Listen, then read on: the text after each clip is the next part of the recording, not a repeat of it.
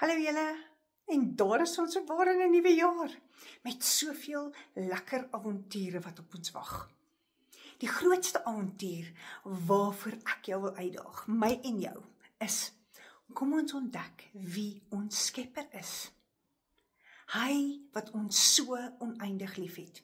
Hier is 'n gedagte, wanneer ons weet wie presies hy is en hoe oneindig lief hy ons het, gaan alles in ons lewe verander.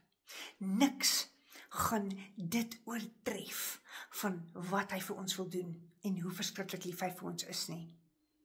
Kom ons gaan bestudeer die woord, kry al hierdie goud, ontdek al hierdie skatte van wie hy is en wat sy planne vir elkeen van ons is, sodat ons kan groei en in hierdie rykdom kan gaan in ons harte geplant word, sodat niks dit daaruit kan steel nie.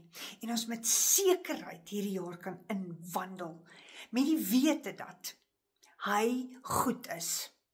Hy is 'n God van liefde, hy is goed en hy wil die heel beste vir ons hê. Selfs al gaan dit nie altyd wonderlik nie.